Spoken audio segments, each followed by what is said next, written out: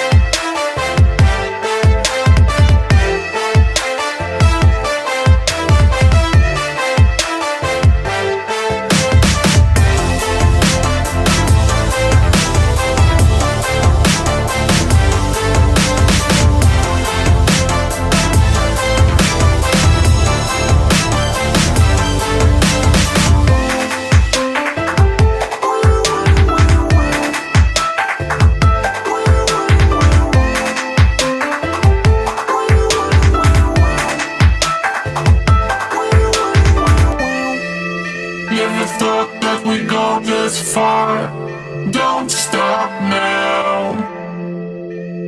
Reaching for a distant star. Don't stop now. Isn't it strange how we're safe at home? Till they're counting days until the second go. If you're gonna make a change, you have to let me know. Turn this shit around, just out of top the youngs. It's all you need to do.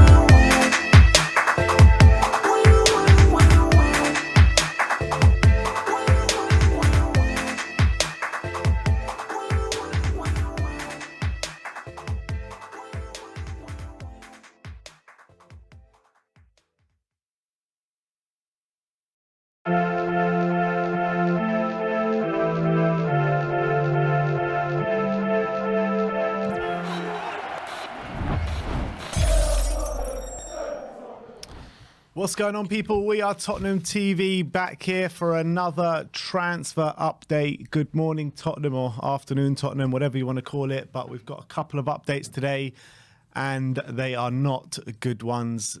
How many days left now? 4 days left of the transfer window. Still no signings, still no exits from the club. And yeah, it's just getting a sad state of affairs at the moment. It really is. It's really getting hard to take. But let's start with the Adama Traore news. David Ornstein all but confirmed it this morning, saying Spurs deal all but over. Club-to-club talks were going positively, but he wasn't keen to play right wing-back.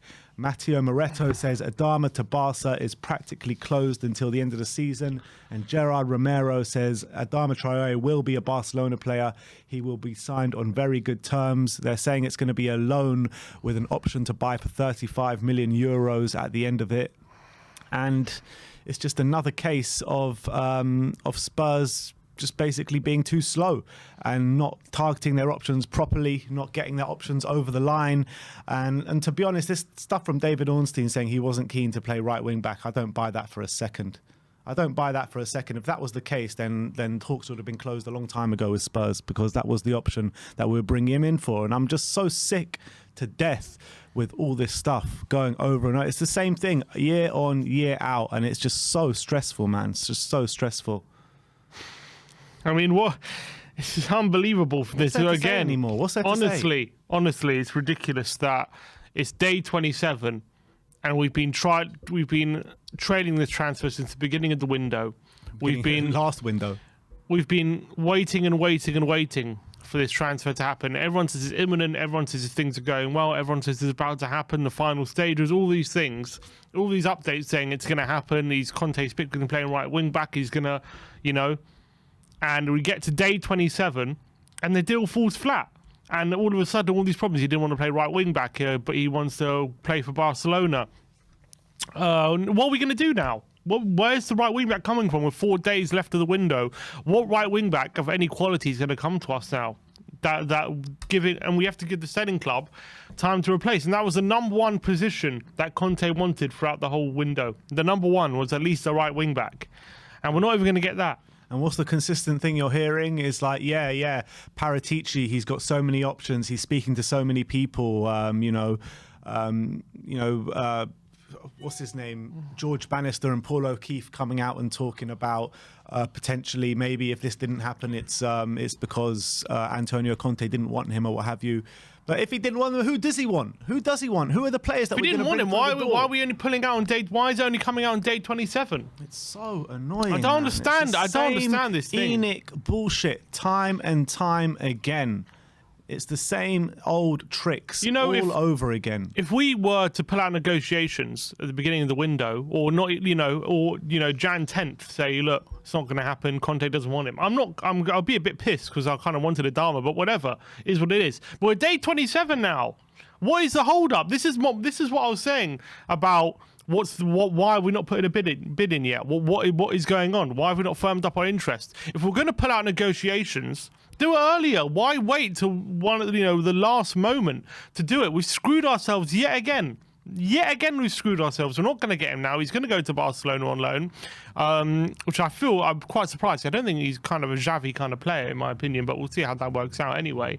But I think we really could have used someone like Adama in our squad. Really, I think it would have been very valuable the way we play and our team. And it's a massive shame he's not going to be playing for us. And not only that, but we're now screwed for options. Who are we signing?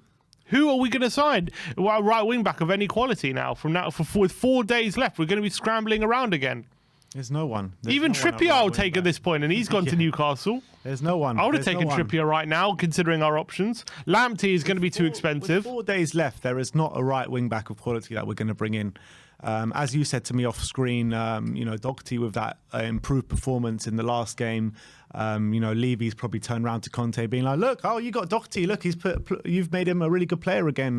He's going to be fine for you for the rest of the season. Yeah, let's just go for the remainder of the season with Matt Doherty and Emerson as right wing backs, even though Conte's literally specified the areas that we need to strengthen in, and that was a key area, if not the most priority area. I mean, the only thing I can see why Adama's going to Barca is maybe they're getting rid of Ousmane Dembele from now until the end of the window, but that's literally the only reason.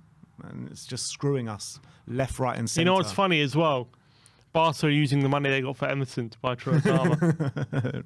Ridiculous. Ironic, absolutely ironic that we screwed ourselves by buying Emerson. Now we don't want Emerson and we want Adama, and we're getting screwed because we bought Emerson. We're giving them the money to a club. I don't understand how a club who let go of Messi because they couldn't register him because they're so screwed financially that he couldn't even play for free if he wanted to. That's how screwed they are financially, and they are outbidding us for Adama Traore. How does that make sense? Make that make sense. I don't even know how are they even going to fit Adama in when they brought in Ferran Torres? Didn't they need to get rid of like one or two players? Maybe it is Ousmane Dembele leaving then. I mean, that's the only thing I can see. It's the only way I can see him fitting. I don't know, but looks like we've pulled out negotiations. And the funny thing is, there was an update from Ali Gold yesterday saying Spurs now believe Luis Diaz. There's more chance of Luis Diaz happening than Adama Traore. And like if that was another club, if that was like a different club reading that, they'll probably think, oh, look, there's a high chance of signing Adama, so maybe we're going to sign both, or that's like an exciting update. Oh, maybe there really is a chance of Luis Diaz. And I was reading that saying, oh my God, we're not going to get either of them. Like if there's a higher chance of us signing Diaz and Adama, that means we're really not going to get Adama. You know what really annoyed me? We're definitely not getting Adama. Bannister, O'Keefe, and I don't know if Ali Gold said it or not. I can't remember. But them two definitely did. And it was like, yeah, Adama's just there waiting for us. All we need to do is click the green button, and Adama's there. He's a Spurs player. That's all we need to do. It's so simple, so easy. That's all we need to do is just click that button, and yeah, everything's agreed with Adama. He's basically a Spurs player now. All we need to do is click that button. Well, we didn't click the button. It's ridiculous, man. It's and now I don't know. ridiculous. I was certain this was going to happen. I really thought it was by everything we were hearing. And to hear this break down yet again, this is another deal that we've bungled. Whether it's our decision or not to pull out negotiations or whatever it is, we've let it get this far, and now we're not going through with it. So what are we doing? And I guarantee we're going to hear from the club, oh, we're relying on outgoings. We had to get rid of Doherty before bringing him in. We had to get rid of this one before bringing him in. So because we couldn't get rid of him, we had to stick with. We couldn't go through the transfer. It's like, do me a favour. You get him in, and then you try and get Doherty out. And if you can't get rid of him, you freeze him out. I'm sorry, that's where we're at. If you're a serious club, that's what you do. You don't just stick with Doherty and rely on him for the rest of the season. Exactly. You get the player in, and then you just try and get Doherty out any way you can. And if you can't sell him, then you can't sell him. You just don't use him. That's all you do. And then you'll sell him in the summer for very cheap. Exactly. You have to cut your losses. That's the price you pay for bad transfer business. But it doesn't mean that you can't improve the team. Yeah, and he just joins a long list of players now that were imminent to join Spurs. You know, when you're looking at the ENIC tenure, how many of these players? We were going through a bit of a list of them last night.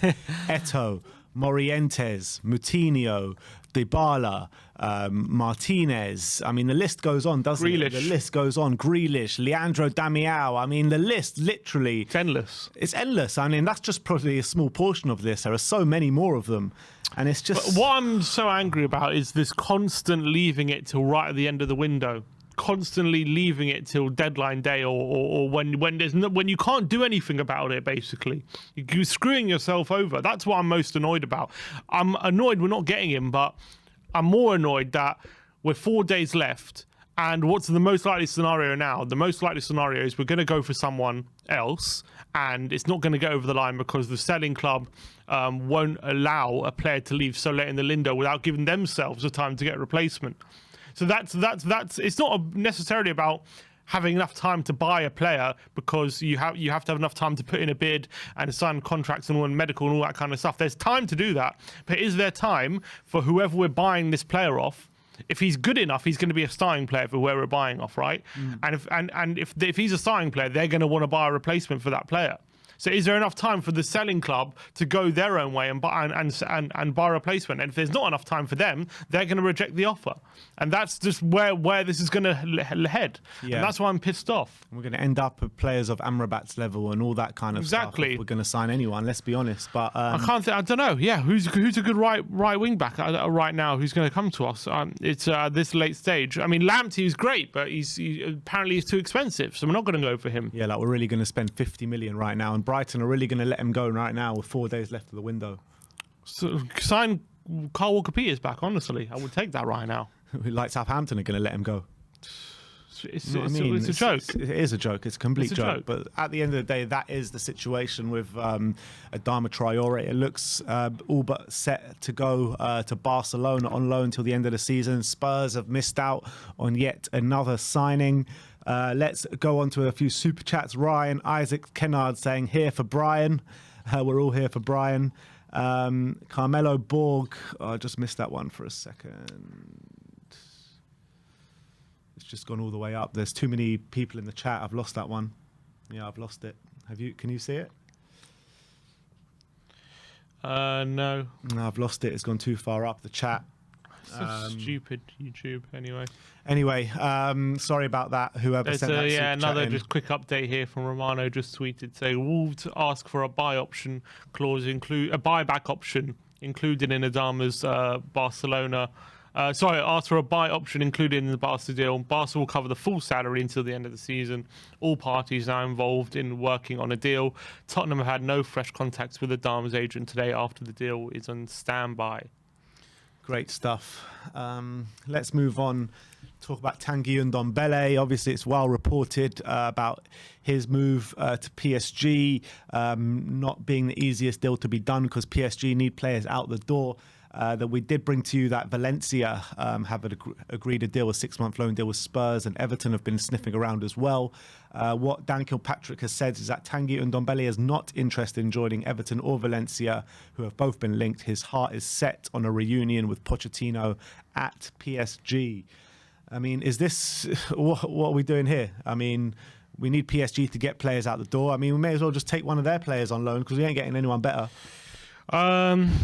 Even one of the players that they don't want, you know what I mean? I know Gigi Wijnaldum probably doesn't want to join us, but some of the other players that have been reported that we haven't really been that interested in, we may as well take some of them through the door because we're not getting anyone else. Get Hakimi. Yeah, right.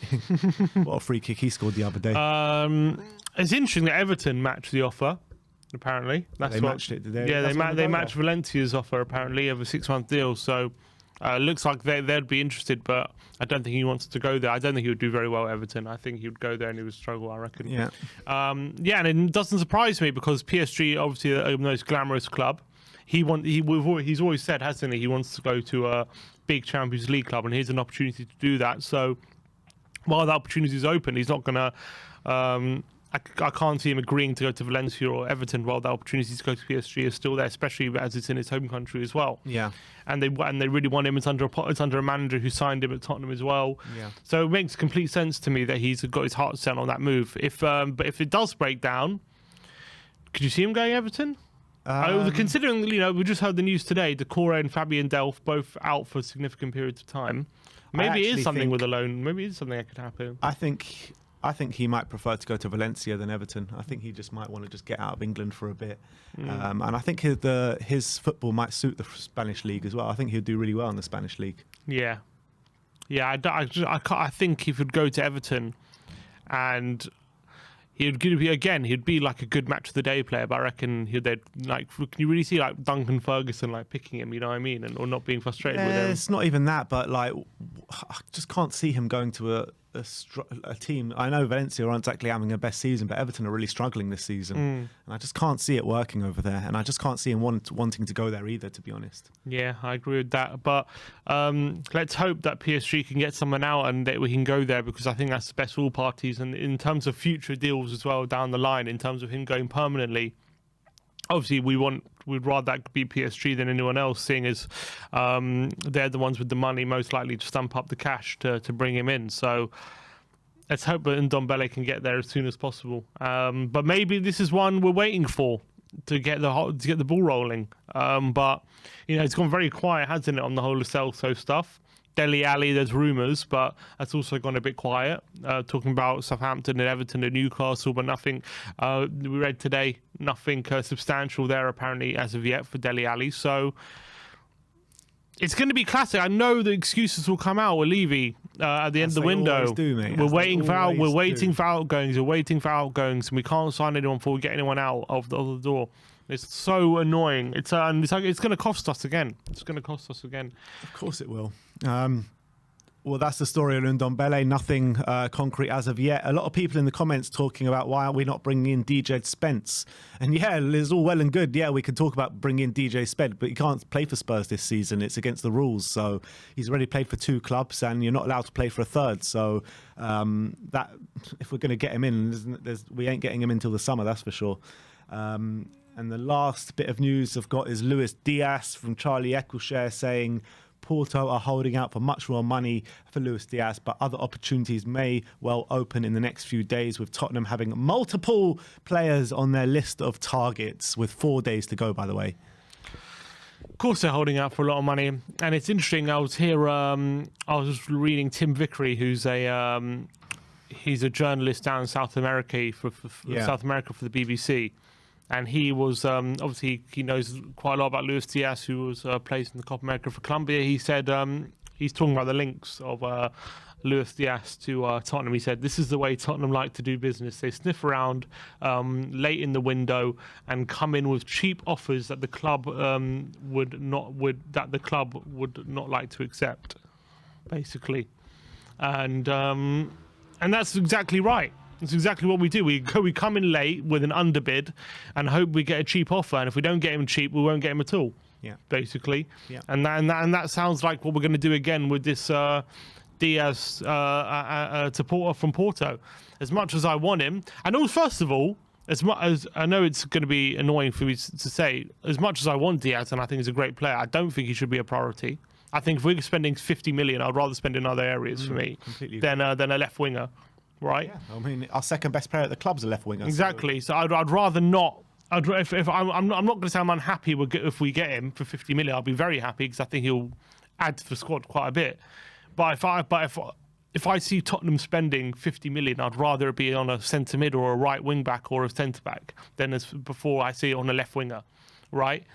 But in terms of the deal going through.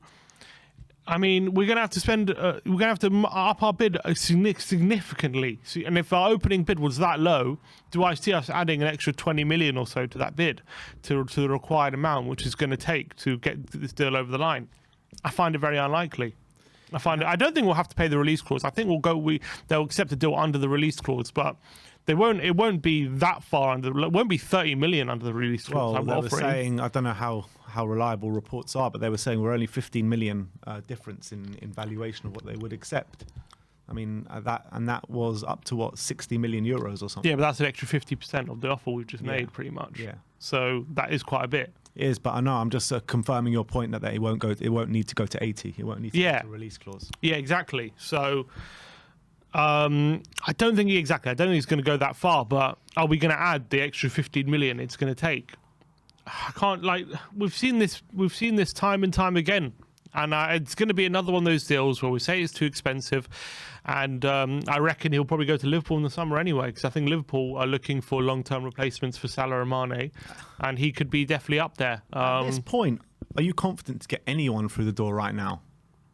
Anyone? I mean, even are we even going to get this Amrabat geezer? You know what I mean? I'm not confident of getting anyone I'm happy about. Yeah. That's definitely true. At this point, there's no one who's worth getting, who's going to be available to come right now. So late in the day, it's going to be very difficult. Obviously, when you're talking about clubs from Portugal, it might be different because they might be more willing to do a bit of business even late in the day. But it's going to be very, very difficult for us to get in targets that Conte wants so late in the day of any quality that's going to massively improve the squad. And that's what I'm so frustrated about. And now we're being linked to these players I've never even heard of.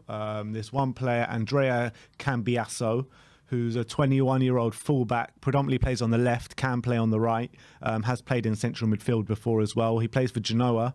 His current market value on transfer market is 3.15 million. And this is the kind of caliber we're being linked with now. Another one called Antonin Barak, who plays for Hellas Verona, who plays central midfield. His market value is 14.5 million. I mean, I've never even heard of these players. Have you heard of any of these players? Nope. Doesn't mean they're rubbish, but I don't know who they are. That's definitely true. And That's He's actually got quite a good record, this guy. it's a concern. This Barak guy, he's Czech Republic international, played 19 games in Serie A this season, 8 goals and 4 assists from central midfield. Not terrible, but he's what, 27? 27, yeah. So he's not young. No. I don't really care what age they are at the moment. We just need players through the door. We need to beef up this squad. We really do. That's what state we're in right now. Like, we can't be, I don't even think we could be picky and choosy, like who we can bring in right now. We just need players. We're not going to be getting any high quality players, let's be honest. We do need to be picky. We need improvements. No point bringing someone in if they're not going to improve the squad. We need options as well. I know, obviously, we need to, that's first and foremost. Yeah, of course, we need to improve the squad, but we need players. Like, I would even bring in this Amrabat guy, and I was really against it when I first heard the news, but we just need players, man. We need to beef up this squad. We're just so short on options. If we get one or two injuries... We need depth. Exactly. That's the truth. But no, but the problem is that we have players right now, but they're not good enough. Yeah. We need players who are better than the players who, for example, we need players that are better than our reserve players. Yeah, exactly. If we have signed if we're signing a centre back, he needs to be better than Tanganga. If we're signing a centre mid, he needs to be better than Winks, or he has to be better than Ndombele and Lo Celso. If we're signing a right wing back, he needs to be better than Doherty. Yeah. That's all I'm saying. Yeah, that's true.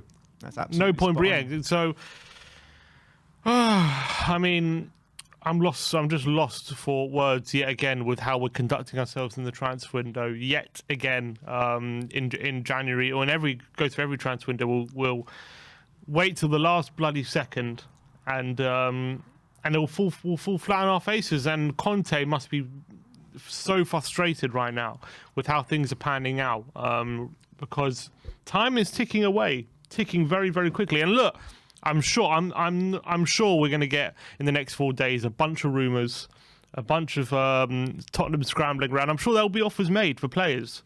But at the end of the day, when you leave this late, you're setting yourself up for disappointment. And we might get lucky. We might get one good quality player out of this. That would be lucky.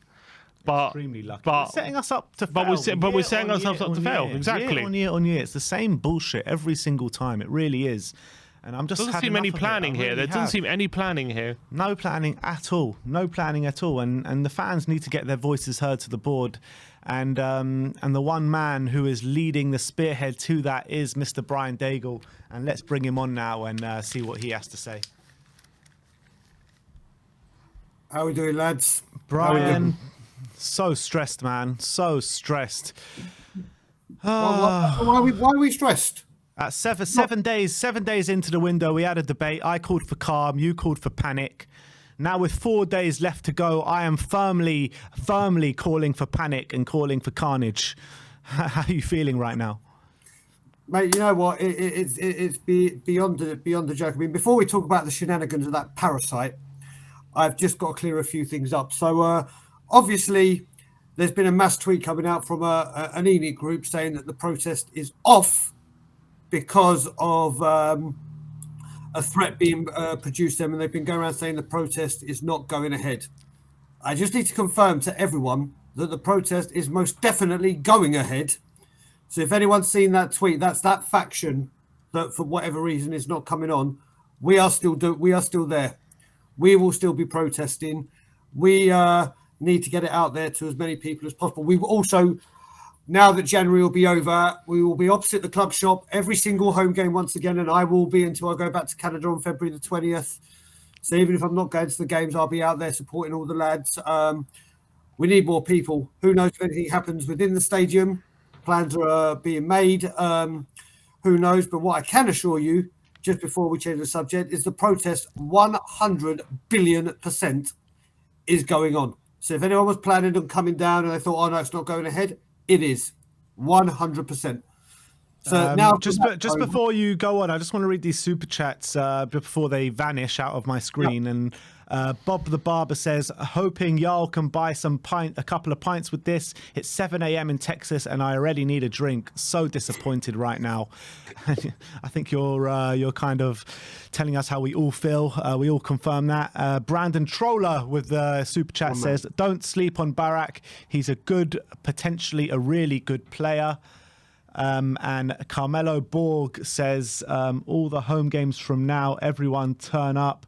not go into the stadium, spend 90 minutes outside protesting against Levy and ENIC, do not buy anything. Brian's gone off my screen there. Yeah, it's gone off. He's the on screen. the preview screen, but not the live screen.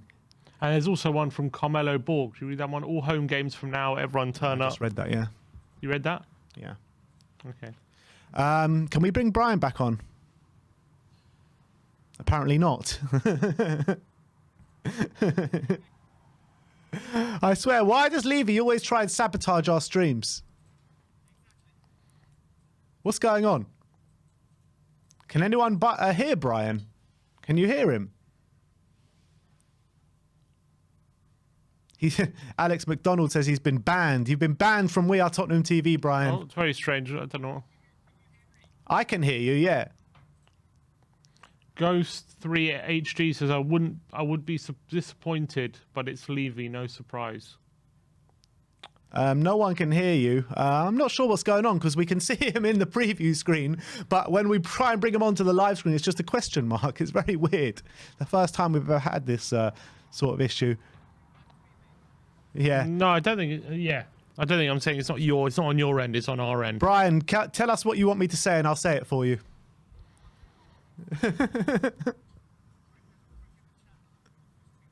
Oh, here we go.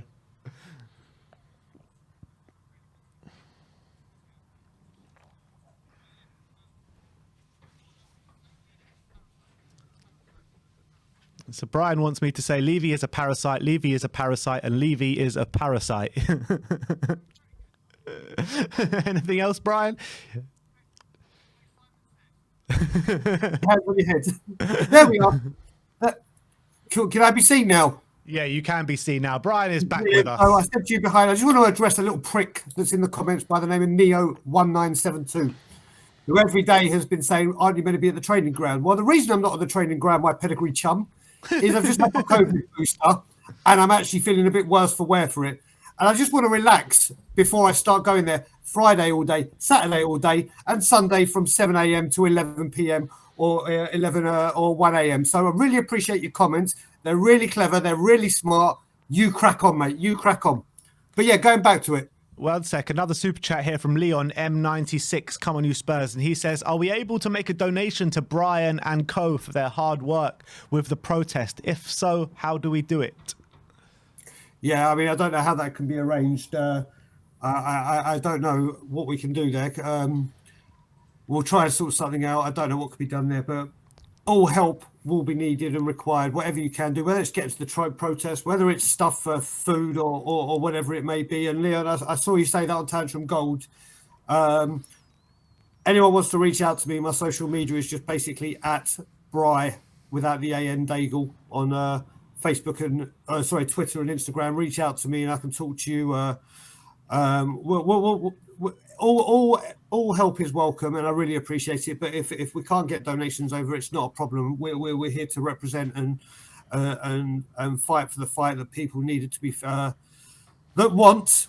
Apart from like idiots like Neo 172 or 1972, but that's another story. But yeah, thank you, Leon. I don't know how we can do it though. I'll tell you what, send all the super chats to We Are Tottenham TV, and then they can just do an Uber Eats to us. Yeah, no problem with that. Deal. In terms of, the whole story with Adama, Luis Diaz and all that, I mean, was this Luis Diaz transfer news just a smokescreen for Adama falling through? Oh, Brian's gone again. What is going on? Maybe we just need to go off air for a few seconds and restart it.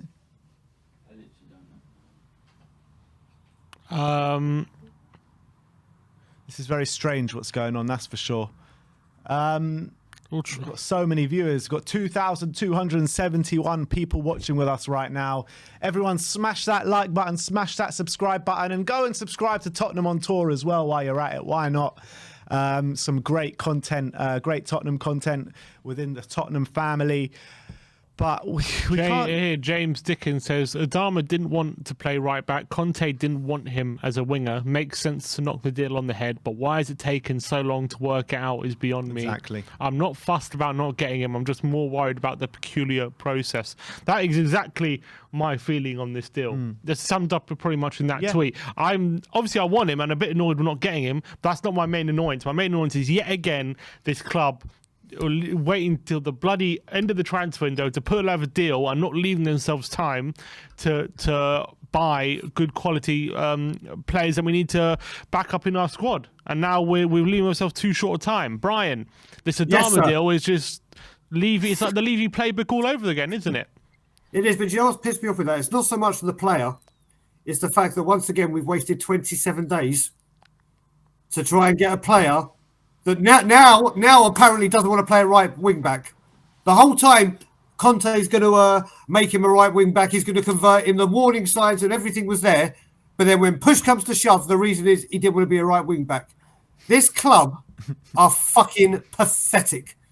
27 days we've waited to see this. Our number one target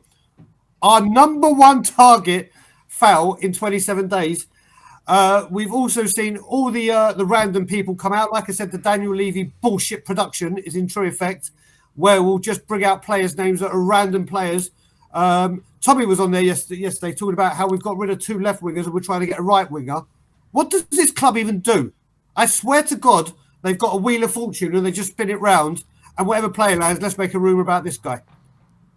There's no strategy, there's no planning, there's no thinking, there's no organisation. And right now, trying to get players, if you're trying to buy a player and he's a good player, those other teams need replacements. How much time are you giving them to get replacements? And that's absolutely spot on. I mean, it's the same story over and over again. I mean, it's not surprising exactly, is it, Brian? It's just the same bullshit all over again. We're scrambling around in the last few minutes after daydreaming for 25 days of the window. I mean, he's gone again. What keeps happening here? Just try. Do you want to reconnect, Brian? Reconnect? Yeah. Oh, you're back now. No, you're back. Back once again, like the Renegade Master. Mate, as I say, do you know what? And the funniest thing about this, when you look at it, I get called toxic, and the Enoch out people get called toxic. Yeah, the Enoch in people are sending death threats to another group. We have not been toxic. People that call me toxic just don't want to hear the truth. Like you said, Ben, we sat there. I was in Simmons Seat January the 6th and had this exact discussion. Yeah. And I called it. And I've seen loads of people in the comments today. You were right. You were right. You were right.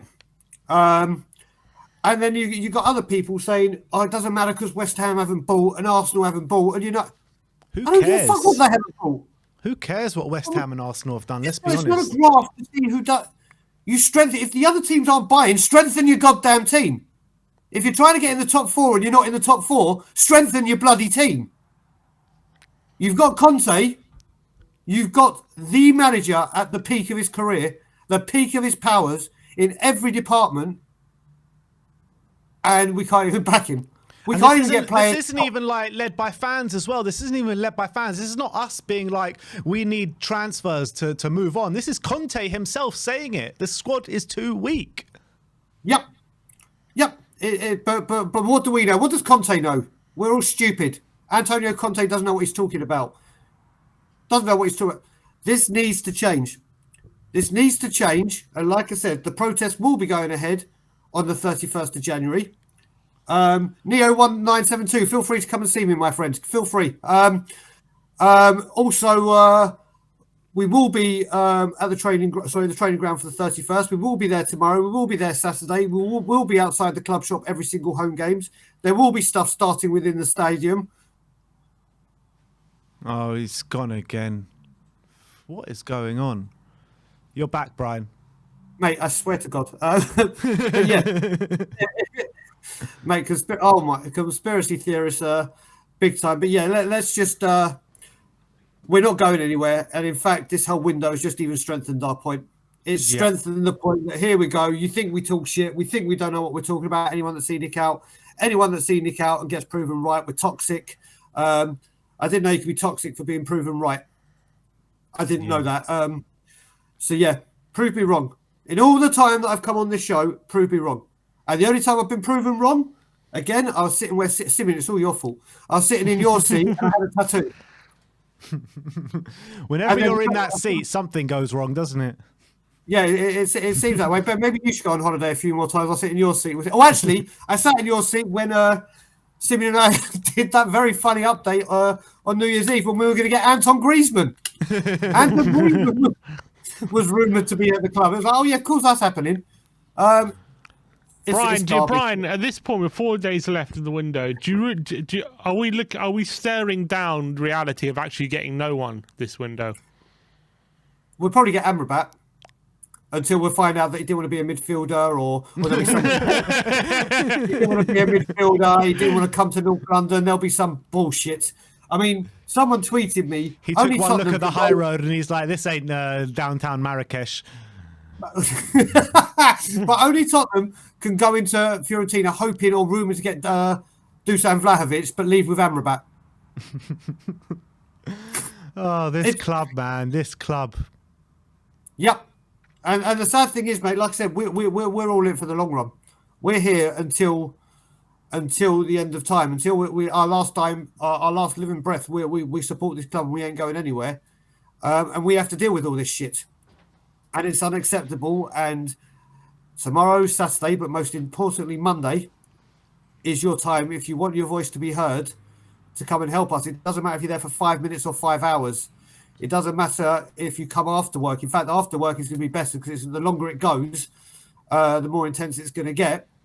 So whatever you can do, even if it's just retweeting all of the people, I can see Stel in the back, Jory in the back, you guys tweeting, everyone just retweet everything because they're not getting away with it. And we have a very big opportunity here to have our voices heard. And let's just hope we do what we want to do justice. All right, Brian. Well, wish you luck over the next few days of the protest. I will come and try and join you maybe on the Monday one, but we shall see what happens over the next couple of days. But I'm not holding my breath. No, mate. There's more. I know you'll be down there because you guys have, and I have to say, you guys have always been super. You are the one supporters channel out of all the big Colossus channels out there that actually let the fans have their say on whatever they want to talk about regarding the club. And obviously, you're definitely the number one to allow Levy out people to come and have their say, because you have the other big channels that just hide away from it. And you guys deserve a hell of a lot of respect and love for everything you do and what you allow us to come on and say. So, as you know, my love for you guys is endless, and just carry on doing what you're doing. And as always, Levy out. Not even going to try and stop you this time. So that is Brian Daigle. We've got a super chat here from Will Stewart saying, Antonin Barak, Andrea Cambiasso and Amrabat. No McKennie, no Adama. Only Tottenham won't spend 20 to 25 million to go and spend 35 million on Google targets. For fuck's sake. Yeah, it's absolutely right. And I heard Brains made a great comment in our WhatsApp group talking about how we seem to be very willing to do a last minute signing for Emerson for 25 million. Yeah, when Conte wants his top target, we're bulking at 20 million.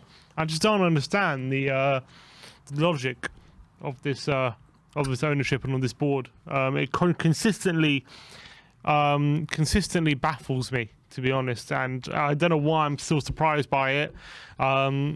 Maybe getting Paratici and Conte is all just a smokescreen for them to continue to just get the fans off the back, so they continue doing exactly what they've been doing since they've taken over.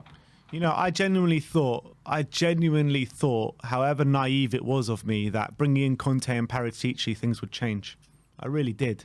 I thought they had to change. Yeah, you would think so. And at the end of the day, it's the same old shit over and over again.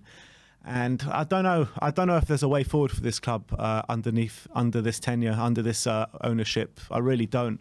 Even with Conte and Paratici here, nothing is changing. It's the same old, up to their same old tricks. They can't make it again. So they can't make it work with Conte and Paratici at the home. Then it's nothing. There's no way. There's nowhere to go. Yeah, exactly. Let's bring on Coach Stel. Let's see what he has to say today about the whole situation. Stel. Afternoon, Stel. How are we doing? Listen, you can hate on Daniel Levy, but do not hate on Sofyan Amrabat. Apologies, Stel. I didn't realise you were such a big defender of him. Oh, listen.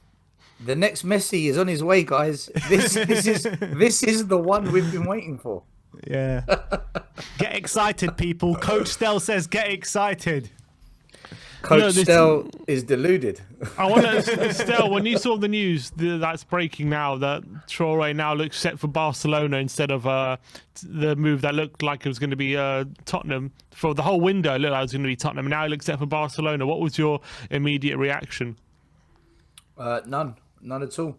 I've been saying for about 3 days, we're not going to sign anybody, and we're not going to get rid of any of these so-called big players like Dele, Lo Celso, Ndombele. We're not going to get rid of them. I think the problem here, guys, is that too many fans genuinely thought things would change under Conte and Paratici. Me being one of them. Yeah, I mean, part of me was excited when Conte came, and part of me thought, okay, maybe this is Levy saying, okay, I'm going to finally do it. But the past couple of weeks, the way I've been feeling is, because we haven't done a tactics show in a while, so I haven't had a chance to, speak with Sim and the fans and stuff. We are doing one next week, though. Is that I think Conte is the wrong manager for Tottenham Hotspur because of Daniel Levy. The chairman we've got does not work with a manager like Conte. And I actually think, guys, that Conte is a panic signing. I've come to that conclusion now. I think that we were so in a toxic place with Nuno after everything that had happened with Ryan Mason and Mourinho and the sacking of Pochettino, who was a massive fan favourite, that he had to win the fans back. And the only way around that was Conte. And Conte's come in and Conte's basically told the club the truth. I need 12 new players. Half of this squad is just trash. And the club didn't want to hear that. I think the club were hoping that Conte could fix all the problems just naturally by coaching and that he might need 4 or 5 players. And Conte said, I need a complete new squad. Basically, he's told them what Mourinho told them and what Poch told them 3 years ago. And they thought by changing manager, it would mask over the problems. Let's change the manager because that will solve the problem. But let's ignore everything that Poch told us, everything that Mourinho told us. And now we're in a difficult situation because Conte's told us the exact same thing. But if we anyhow mess it up with Conte, where does that leave us with the fans? They're boxed in. They're boxed into a corner. But Stel, you say Conte, you feel like maybe Conte was a panic and maybe not the right manager for Spurs. Pochettino was saying the same things. Jose was saying the same things. So, I mean, what kind of manager is the right manager for Spurs? Somebody that is going to work very closely alongside our academy and bring through the youngsters and, in effect, try to do it the Ajax way.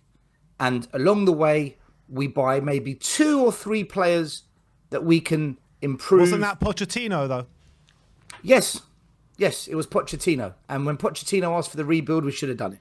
And we should have been patient and we should have hit the reset button and said, right, he needs 3 years. And had we have done that, right now we would have been in a really good space. And effectively, we're now in a space where we have to become like Chelsea and throw 300-400 million pounds at it to get the players that Conte wants and to build the way Conte builds teams. But that's not going to happen. That is never going to happen in a million years with Enoch and Levy. No way. So, of course, we're in a transfer window and our top signings don't want to come. Wolves say, pay us £20 million and you can have Traore. And we say, okay, here's 15 million. And they say, no.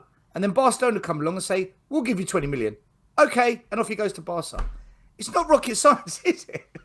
I mean, this is what we're dealing with here. But I think a lot of fans just felt that Paratici and Conte would change the culture. You can't change the culture when the fabric of the person that makes the decision is 21 years ingrained. A leopard does not change its spots, guys. And that's where we're at. So, Stel, we're on Jan 27th. There literally, as of now, been no business. Obviously, our top target seems to be getting away from us now. Do you honestly think we're gonna come Jan 31st, come February 1st, will we be having no signings? Do you think there'll be no business happening between now and February 1st? I put a poll on Twitter yesterday. It's now 18 hours in, over 300 votes. Do you think Spurs will make 2 or 3 quality signings, 2 or 3 average signings, 1 signing, or 0 signings? And the most popular answer is 1 signing. I put the exact same poll on YouTube, and the YouTube response, I'm just getting you up now, and the YouTube response currently is exactly the same, by 1%. So the majority of fans think we're going to make 1 signing. So it's fair to say we're going to get this unknown Fiorentina player on a 6-month loan with an option to buy. So that's probably going to be the signing. Everything else is hot air. There's no Traore, there's no Diaz, there's no Spence, there's no 18-year-olds from Scunthorpe or whatever club we've been linked with.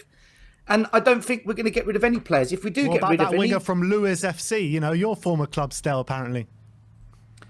Listen, if we sign him, I'll buy a kit with his name on the back of it, man. I mean, Lewis FC. That's right there. That's the good old Brighton days. I mean, blimey, that'd be amazing. Yeah, I mean, what a crap signing that would be, right? I never said I was a good footballer. I mean, but Jesus Christ, look. Do you know what? Let me share something with you guys. That last night I was on Paxton Road TV, really good Spurs channel. Sam and all the boys there do a great job. And at the end of the show, we went round and everyone had to say their last kind of ending kind of speech, monologue. And this is what I said. And I'm going to share it with you two. And I'm going to share it with every single Spurs fan watching this show. This is going to be the most important message you ever hear. So everyone listen carefully. Happiness is a science. And there's research that's been done on happiness. Guys, bear with me because I'm going to go on for a minute. Don't lose me on this one. All right, you'll see where I'm going with it. You'll see where I'm going. We're listening, Stel. We're listening. You got 2,500 people also listening. So come on. All right. Happiness is not an event. So losing the Champions League final is an event. Being kicked out of the Carabao Cup is an event. Losing those games didn't make you unhappy. When it rains, that's an event. But if you're someone growing vegetables, you're happy that it rains because you want your vegetables to grow. If you're going for a walk with your girlfriend or your family and it rains, you're unhappy because you're going to get soaking wet. Events do not make you happy or unhappy because different people might like the rain for different reasons. When you go to the beach, you might get sand in your shoes. You might get the wind might blow over your picnic. You might even get a bit wet because a big wave comes onto the beach. But that doesn't make you upset. Why? Because you expect to get sand in your shoes when you go to the beach. You expect to get wet when you're by the sea, and you expect for a bit of gust of wind to hit. So happiness is about expectations, not events. So how do I relate that to Spurs? If you expect to win the Champions League and you lose, that's why you're unhappy, because you expected to win it. But that's on you. And that's a tough thing for people to accept. Just like if you really expected us to knock out Chelsea in the Carabao Cup and you got up, you were unhappy at the end of it, that's on you. So the message I'm sending to all Spurs fans is this. Do not expect anything from Daniel Levy and Enoch just because we've got Conte and Paratici. And if we end up buying Diaz, and if we end up miraculously pulling Traore out the bag last minute, do you know how happy we will be? We'll be so happy because we expected nothing. It's a bit like when you go out for your birthday and your girlfriend says there's going to be 2 or 3 of your mates coming and you turn up to the birthday party and there's 100 people there, surprise! You're so happy because you didn't expect it. Happiness is about expectation. And whilst you support Tottenham, I'm sorry to say, don't have much expectation and you'll never be unhappy. And the reason I'm going to the protest and the reason I'm going to be there with Brian on the 31st going bonkers is because I want to raise the expectation level of this club. I want things to change, so I expect more. And therefore, I know I won't be let down because the people running the club will have the same expectations as me. But until they go, guys, our expectation levels should be low. And that way you protect yourself from being upset. Does that make sense? That makes complete It sense. makes perfect sense. Yeah, still. Brilliant Really stuff, does. Stel. And it's, Lovely yeah. stuff. Great I really monologue. like that one. I really do like that one. Philosopher Stel. Yeah, Philosopher Yeah, Stel. to change your title. Coach Stel, forget ITK Stel. We're going to Philosopher Stel now. Brilliant. A man of many talents is Stelios.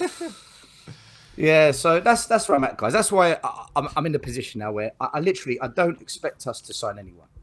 Partly because it's going to keep me happy, because if we don't sell anyone, I won't be upset. And also, I actually believe, I really don't think we're going to sign anyone. I don't, because we're so dependent on selling players, and I just don't see us getting the players out. I really don't. No, I don't. Maybe, just maybe, we get this Fiorentina player. Other than that, nah, nothing's going to happen. And what happens after that, boy, let's see. I think the fan base is going to very much show its despair. How Forget they do it, I don't forget know. the fan base. The guy in charge of the blood running the football team might show his despair. Yeah, if Conte walks, that's it. We're done. There's no one of any relevance will take this job. Whilst Do you think Levy's that's in charge. immediate danger of Conte walking, or do you think he'll wait to the summer if he is going to walk? Well, Iggy on our channel Tottenham Away, I've mentioned him before. He knows Italian football inside out. He's Italian. He's part of the AC Milan group, all sorts. For the past couple of weeks, he's been saying he's very concerned about Conte's body language and some of the things he's saying, and he fears that if we do not get at least a couple of real signings that Conte wants now, do not expect Conte to be the manager next season. So, but he thinks he's going to be safe for at least the remainder of the season. Yeah, but he'll just be buying out his time. Yeah. And yeah. planning where he's going to go next, not because. And you know what kind of a manager is that to have at the wheel when you want top four? Yeah. True. So, He could go very on. well be the new Man United manager next season. What a kick in the teeth that will be, because he'll go and win the title there probably. Yeah, he'll do a Berbatov. Yeah. I don't know, guys. I want to be optimistic and I want to be super positive about everything regarding Tottenham. I want to be, but I really am honestly of the belief that this project with Conte is not going to work. I don't see this one working out, and it will all be on Daniel Levy. Everything will be on Daniel Levy. 100%. All right, Stel, we're going to move on, but we've got 2,500 people watching at the moment. Where can people find you? YouTube channel, Tottenham Away. Come over, see what we do. If you like it, subscribe, sign up. If not, then thanks for having a look anyway. Make sure you subscribe to We Are Tottenham TV, and you can see me next Tuesday with Sim in the studio. We'll be tactically and analysing a few of the games that we've played recently. All right. Big up, Exactly. Stel. Come on. We'll speak to you soon, and I'll see you soon as well. Nice one, Stel. Good to see you, mate. Stay happy. Stay happy. See you later, Stel. Bit Always of a a philosophy great call class from there Stel. with Stel. Absolutely love it. Absolutely love it. You get all types of content at We Are Tottenham TV. Some super chats to get through. From Skill BV says Traore being sacrificed so we can push for Diaz. I don't believe that for a second. Justin Tharagan says, I don't want to sign players we have to Google. That's been an age-old problem at Tottenham. B Singh HD says, did anyone really expect anything else from our board? We'll end up with Doherty and Højbjerg type signings. Enix's only target is to stay in the Prem. In the Prem. Just avoid relegation, he's saying. Oh, they've been highly successful for the last 21 years then. I wouldn't mind a Højbjerg type signing right now. Yeah. But not a Doherty one. New member, Karen Benji. Big up to you. Welcome to Silver. Welcome to Silver, mate. Thank you for joining the We Are Tottenham TV family. And Georgiou says, only manager for Spurs was Potter. I always said issues at Spurs have never been manager related. Board is incompetent. 20 barren seasons proves it. Big up, George. Spot on. Absolutely spot on. Absolutely spot on. All right, let's bring on Jory. Yes, Jory, how are we doing today? You're on mute. Oh, sorry. Oh, no, you're back. Oh. No, sorry, it was our end. All right. What were you saying, Jory? Sorry. No, just same as yesterday, maybe slightly worse today. Although nothing unexpected as such. Everything kind of, unfortunately, going as I expected. I want to say a big up to Stel. It's funny. I feel like he touched on every single point of evidence that sticks out to me as well, but he draws the opposite conclusion of what I do, except for the final conclusion, which is the most important one, which is to support the protest and be all enig out at this point. But I just want to. I mean, Stel was making some philosophical points. I kind of feel at home in the psychological and philosophical area of our club. So let me try and touch on some of those. In terms of happiness, his definition of happiness. I mean, sure, I can go along with that. But the problem is a football club, and in general, the state of being needs to be one. You need to be a part of a progress. You need to be part of a narrative. The narrative doesn't just stand still, and that's kind of what he's calling for. While we should not expect anything and not let it get on our nerves. That's not possible as a human being. You're either succeeding or you're failing. There's basically, it's a binary thing. There's not this stale in between. So if nothing's happening in your life, you feel like a failure, basically, and that's exactly how we feel in the Tottenham world. So even though it's a valiant effort to try and make us feel better or feel less shitty, I'm afraid it doesn't quite work.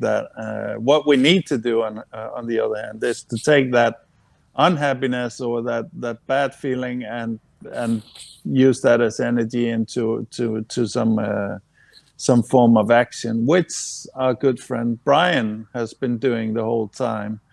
Problem with Brian's approach, I feel, as much as I love him, as much as I do respect the impact he has, because I believe it does have an impact, is that you'll burn out on that approach. You can't go on anger, you can't go on emotion and so on. What we should have known, and I called in that day that you had the debate, Ben, with Brian. Yeah. And I was full on board with Brian there. And it wasn't and it's not because me and Brian are psychic and we can see 30 days into the future or anything. It's simply because like as you know by now, I like to read into behavior and kind of off-field, non-football things, and kind of try and translate that into what it means to our club. And I could see right away the same MO was going on. Levy was having confidence and room to be Levy. So right there, I knew, oh, it's on. The game is on with Levy again. So. That was actually when I was the most upset, was that day, because then I knew, all right, the dream that I had, that Paratici and Conte was too much of a footballing political force in the club for Levy to ever get back to those that behavior. That dream kind of went out the window, I think. Like we see now that they're not enough as it is to outmaneuver Levy or take the reins away from Levy.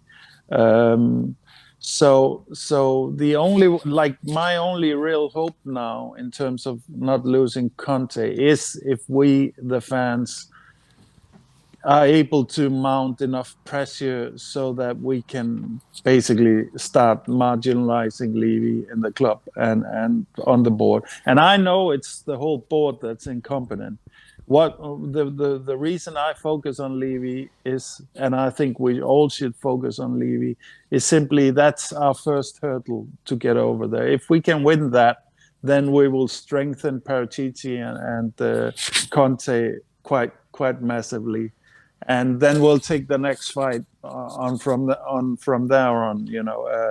It's kind of unbelievable that we have to take these losers and drag them to success and force them to success.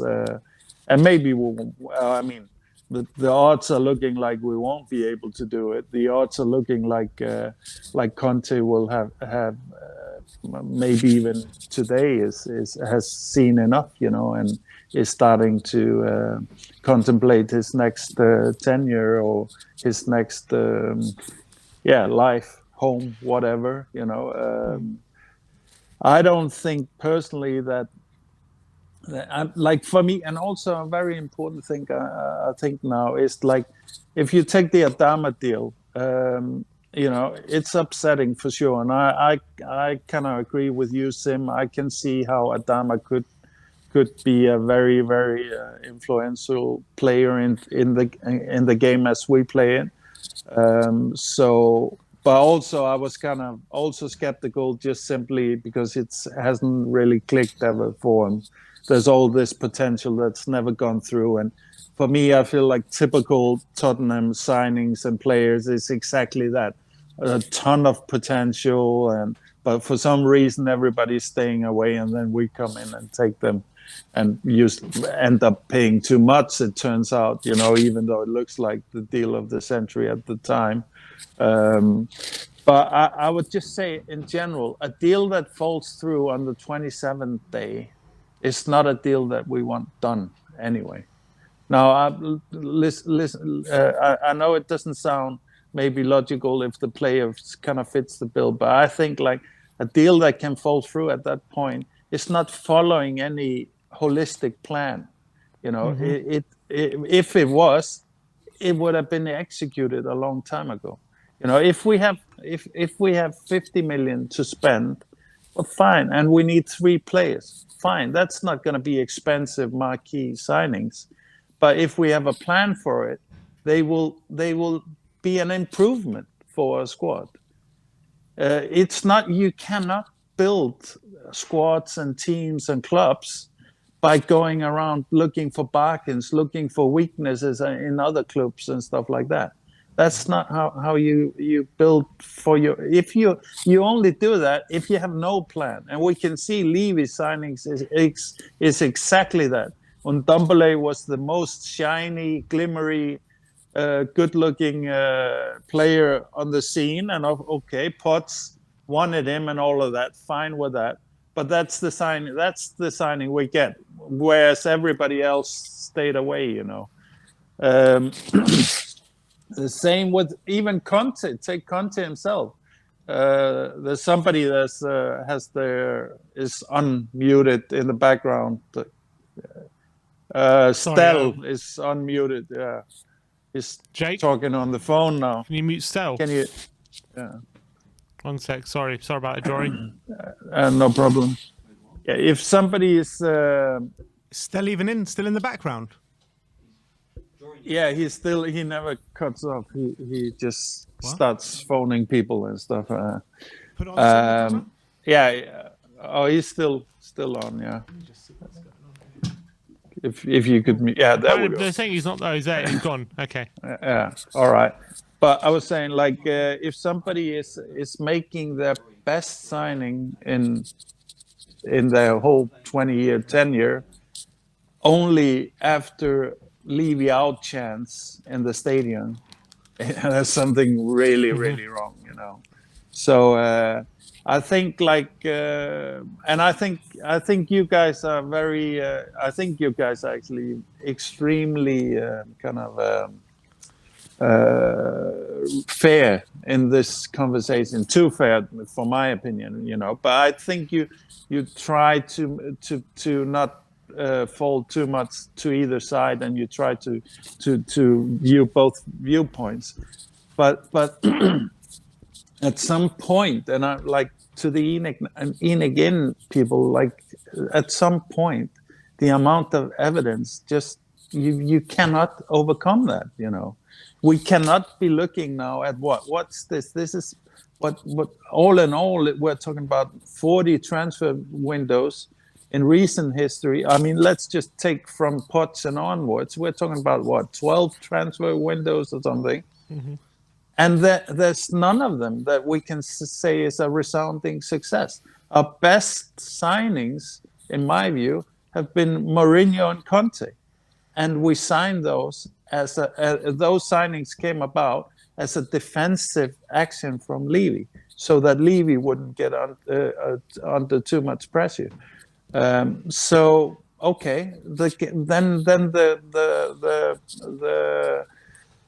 the blueprint is clear. We need to have Levy under constant pressure until he leaves. That's how it goes, So that's why I'm appealing to you guys. We need to have for us that are not by any toxic, vicious, malicious want, but simply for the want of seeing our club succeed. We need to have a standing Levy out approach approach to the whole thing. And I would love to see actually our community be more. I don't know how big even in a local sense the trust is, guys. Can you tell me, like, why is the trust not saying a word now for me? Like, I don't believe that. I can't speak for them. I can't say why. But Jory, with 4 days left of the window, with our deal, with the one deal that looked a shoe in Traore breaking down now, what do you expect in the last 4 days? Do you expect anyone? Do you think we'll literally sign no one this window? Do you think there'll be a mad dash for a few signings in the last few days? What's your expectation? So I'll take Stel's advice, which is to expect nothing, really. But apart from that, I can see both what Stel was lining out there. I can very easily see that, like, nothing happens except this I can't Amrabat,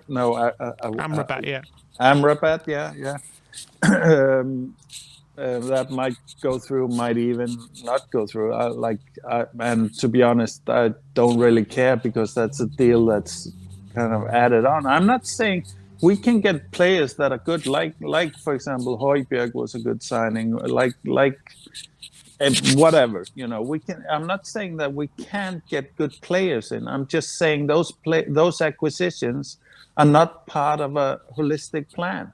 It's random who we're getting in that. And Joy, quickly, or just on that point, I think you're absolutely right, because if you look at this proposed Diaz deal, right? He's a that's a random thing as well. Exactly, 50 million, right? Apparently, we're going to have to spend 50 million on this player, but he's a left winger. He's a left winger, a massive priority in this squad right now. Which is probably almost like one of our strongest positions. That's almost one of the only places we don't need to worry about, Exactly. So like, as much as I'm excited and want him in, I'm not going to be disappointed if we get him. But it's like, should we really be, if we don't have a big budget, should we really be blowing our budget on a left winger right now?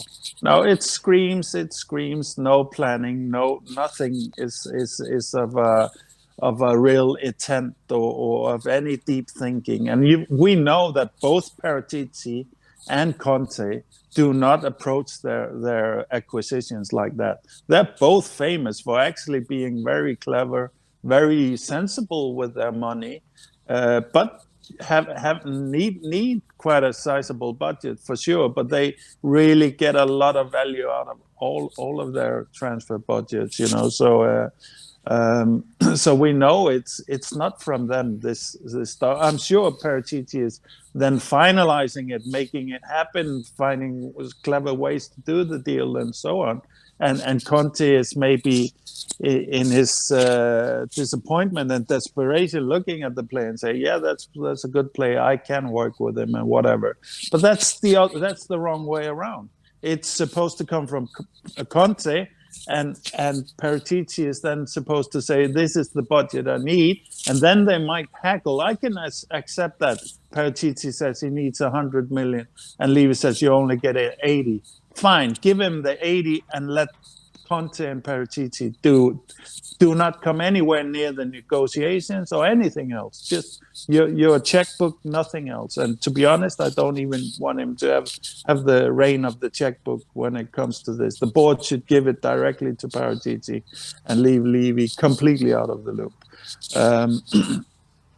But I would say, like, in terms of what to expect, I would not be surprised either if we get Diaz in, and even one other, like even a marquee signing, which is going to make everybody go, whoa. But that's going to be because of the mounting pressure. That's going to be because of the mounting pressure from a Conte leaving and so on. It's still the same as getting 2 shit players or nothing at all. It's not a plan. It's random. It's completely a completely wasted window. I don't care who we get in, to be honest, guys. I think this window is still wasted because we didn't go out with a plan and execute it.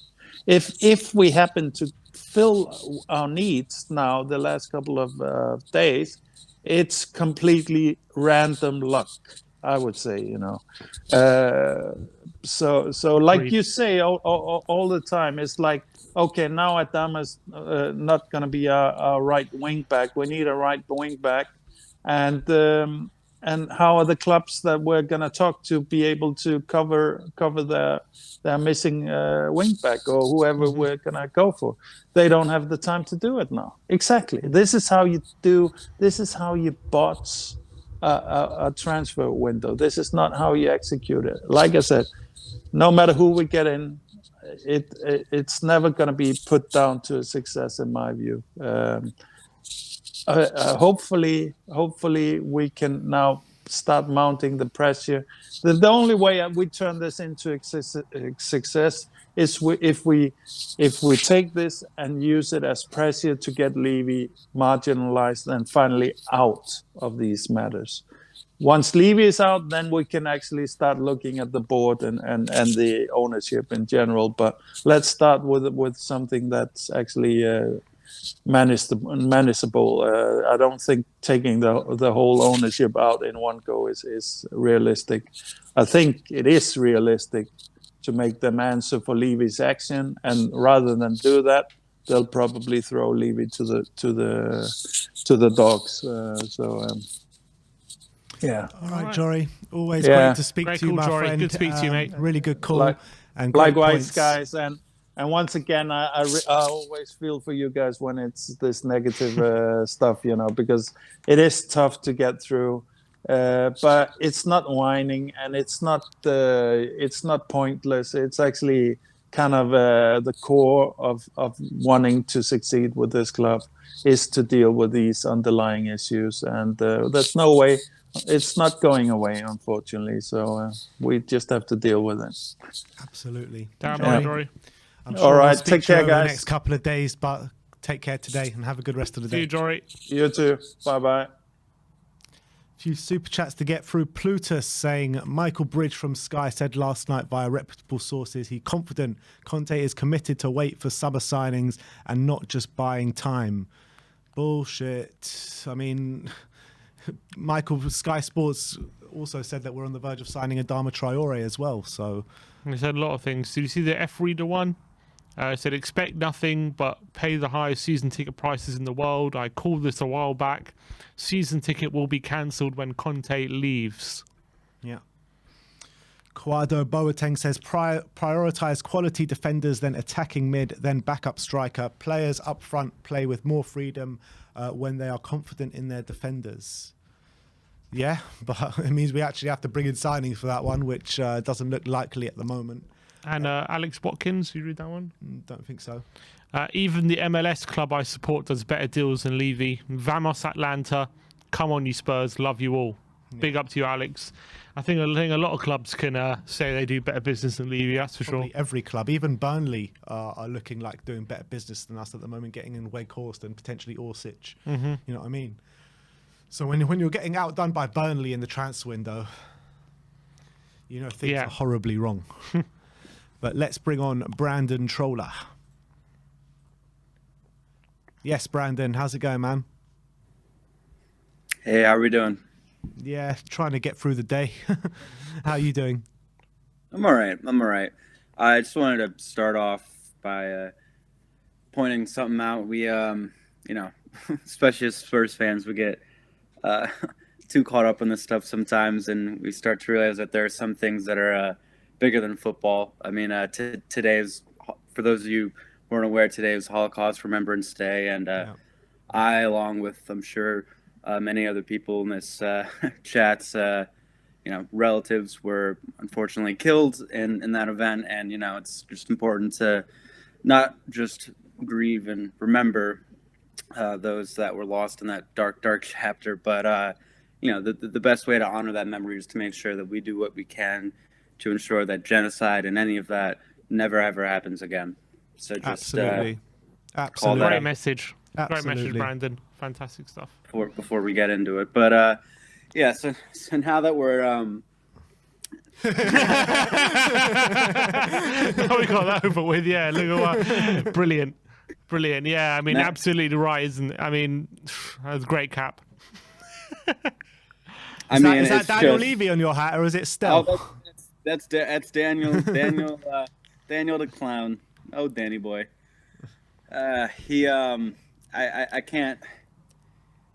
I stayed up for most of the night doing some editing work, and was planning on going to bed this morning at around 6 a.m. Then I got an alert on my phone saying Adama to Barca, and I got all riled up. Oh boy.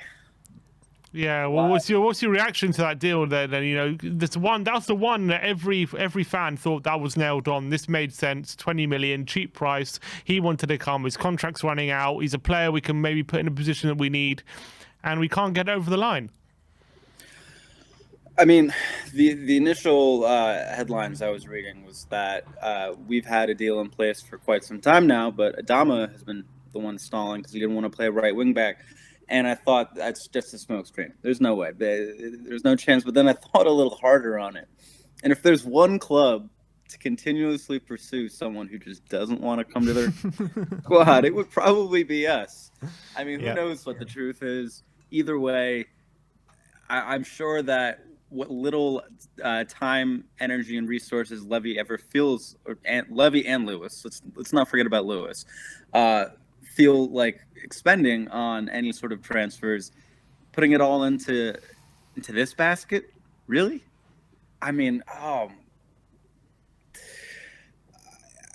lost for any words. I think we're all lost, Brandon. I think we're all lost. But, we're now here with 4 days left to go of the window. 4 days. Conte has been speaking about how much he needs players in to help him out, how weak the squad is, blah, blah, blah, blah, blah. What is going on at this club? Everyone always talks about how Barca's in shambles, right? Well, they've just pulled the rug out from under us 2 days in a row. They've gone in. They're going to get Kessié now, who, by the way, is a fantastic player. I've watched more and more of him over the past couple weeks. Phenomenal. And we're kidding. Amrabat. What? Amrabat, what's that? Is that a Pokemon that I caught 5 years ago on Pokemon Go? It can't be a footballer. I mean, I to be fair, I've watched because of him. I watched the last Moroccan game, and he just looks like a worse version of Højbjerg. I mean, do we need that? Sure, like it'd be nice. I mean, we only, especially if we're getting rid of Lo Celso and Ndombele, we'll only have 3 senior midfielders in the squad, which is frightening. I mean, are we even getting rid of Ndombele and Lo Celso anyway? I mean, let's take a look back to that fateful summer. I mean, that might go down as one of the worst transfer windows, not just in Spurs history, but in Premier League history. The amount of What was money. worse, that one or the one that we didn't sign anyone? That one. At least the one where we didn't sign anyone. It didn't give Levy an excuse. Oh, you can say we went and spent over 100 million that summer. Get out of here. Who do you think you're talking to? Get out of here. Oh my God, it's insanity. I mean, I still have hope for Sessegnon, but Clark 100 million, over 100 million on Ndombele, Lo Celso, and Clark. They've scored what? A combined 2 goals for us? They haven't even combined for 90 minutes appearances. Insanity. That's insanity. That's what we should have gotten out of them in the first season. That's ridiculous. I mean, do I even want us to sign players at this point? You know? I mean, players that we're signing at this point are players that we're just scrambling for, aren't they? I mean, what kind of quality are we signing with 4 days left? Who we're going to be able to get? Sissoko 2.0. I mean, no disrespect to Sissoko, you know, he had a good year or two, but I can't. I mean, Diaz would be fantastic, but I can't see that happening. Liverpool and now apparently Man United. Wait, but Brandon, let's talk about Diaz for a sec, because this deal, as much as I'm personally excited by this potential deal, you know, 50 million for he's an extremely good player. I'm not saying I don't want him and we shouldn't sign him, but if we do have 50 million to spend, should we be really spending it on a left winger right now?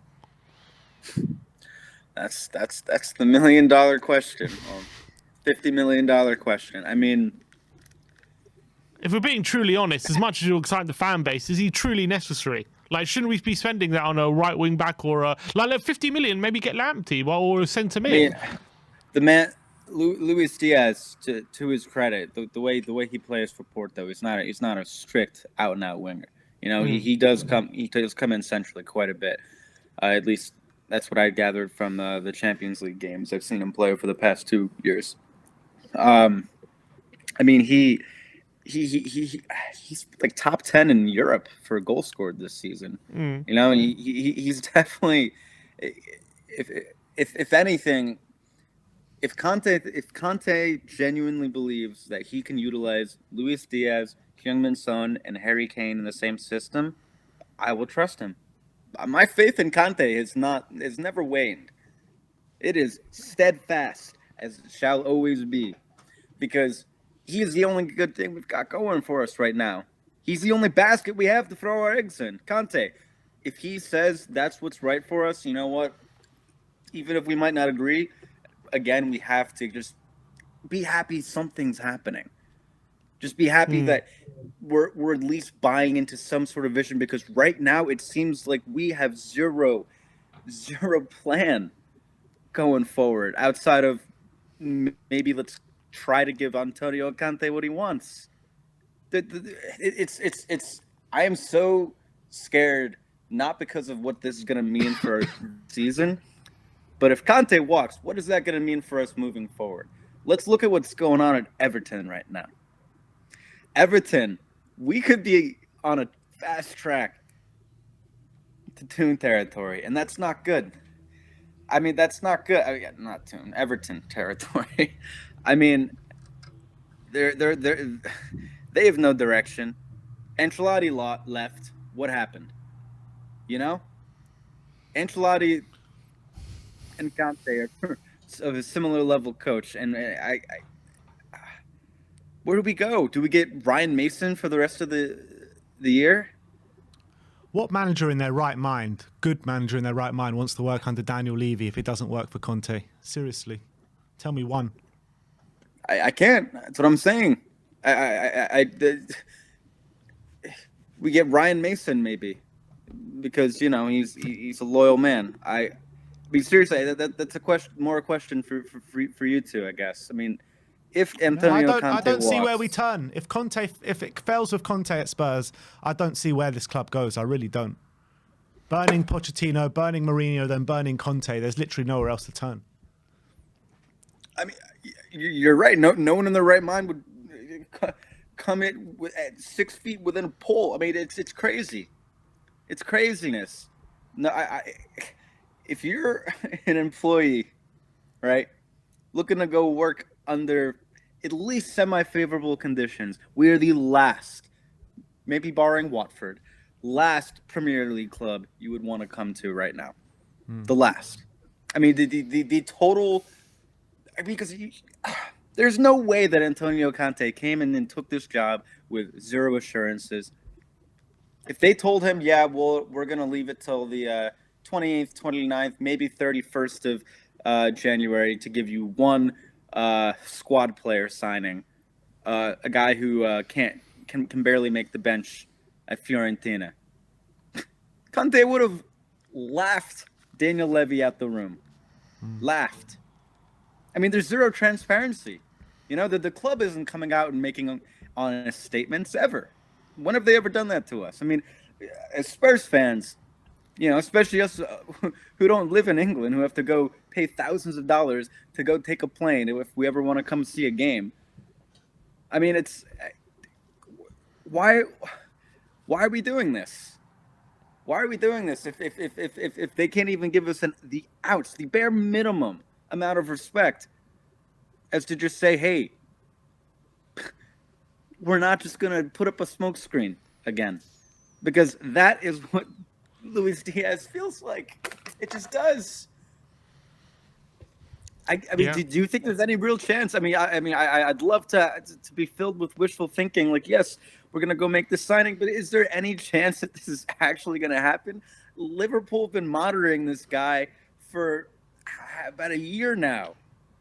It stinks of a deal that is not gonna go through, definitely. And there's also a deal which shouldn't be a priority right now. We need a right wing back. That was number one in the window. We need a centre mid as well, which Conte's adamant about. So, like, if we don't get a right wing back, we're gonna have to have Doherty for the second half of the season. I mean, where do we turn for right wing back? We can't go to Lamptey, can we? There's no way. No. Brighton could slap 100 million pounds on his head because they know that man's going to be a star. He is good. He is really, really good. I mean, you could maybe look over to Lazio, Lazzari. He's all right. Who else? Who else have we been linked with? I mean, Spence, like y'all said, that doesn't help us for this season. Nope. Look, I mean, I'm running out of even things to say. I don't know where we go. I really don't know where we go. I mean, do we maybe just try to go get another center back? Because we know we're going to need to get one in the summer, you know? Our current crop of center backs, if we're able to loan out either Rodon or Tanganga or maybe both, do we go and really test Sevilla's resolve with Diego Carlos? You know, Newcastle wasn't able to budget with £40 million bid. You think we're going to pay more than £40 million for a 29-year-old guy? At the end of the day, Brandon, let's be honest, like, big players, That's what we need. players that are important to teams right now, they're not just going to let them go willy-nilly with 4 days left of the window. It's just not what happens. Especially not a title challenger. Sevilla's within 2 games of Real Madrid for their first title in who knows how long. Why would they let go of one of their starting center backs? Why? An update from Dan Kilpatrick as of a minute ago. He says that Spurs remain hopeful of sealing a deal for Luis Diaz before Monday's deadline. Hopeful FC. Yeah, we're here in a few hours and the deal's dead. Yeah. That's how it goes. I mean, or in 2 days, Liverpool's got him on their books already. I mean, if this is just a spur of the moment, Spurs, idea to go and try and hijack a guy who Liverpool have been scouting and basically grooming to be Mane's successor, we're blind if we think that this guy is going to scoff at Liverpool to come join Tottenham. There's no way.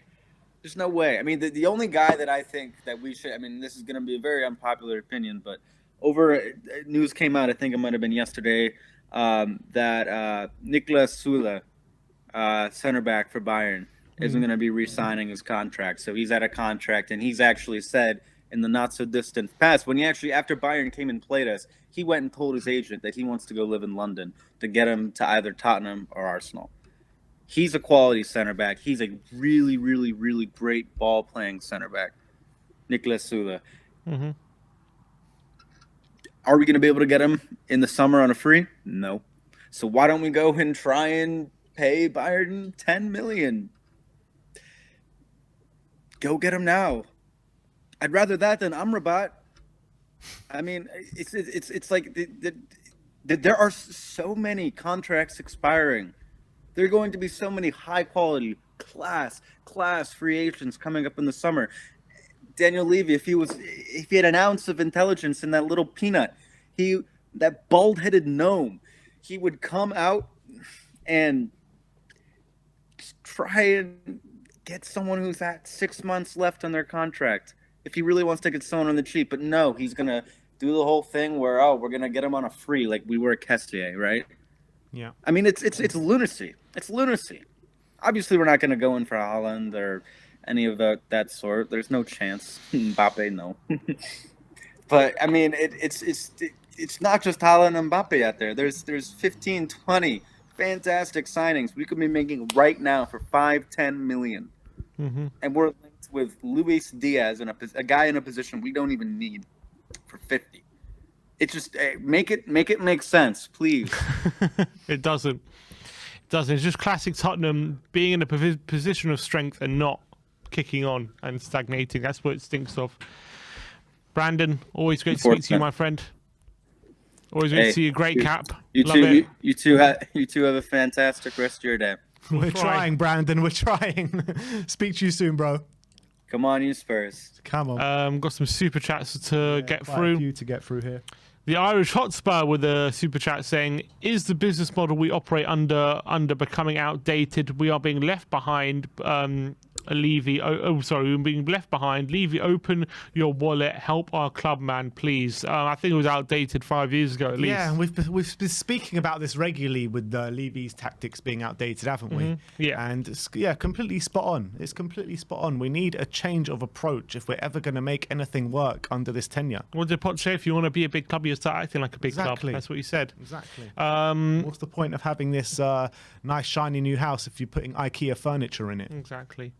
Richard Blackdog said, Turkish proverb, when a clown goes into a palace, he doesn't become king. The palace becomes a circus. Yeah. Daniel Levy, listen up. 100%. Big up to you, Richard Blackdog.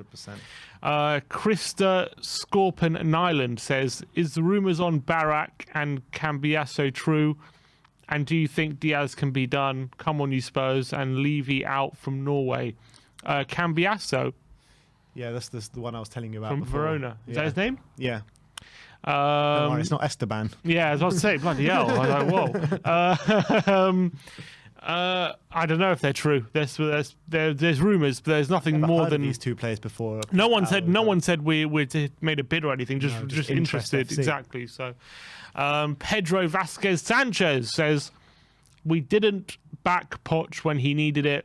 We are not backing Conte. If Conte doesn't get players, do you reckon he'll leave by the end of the season? I reckon I think he will at the end of the season leave. Yeah.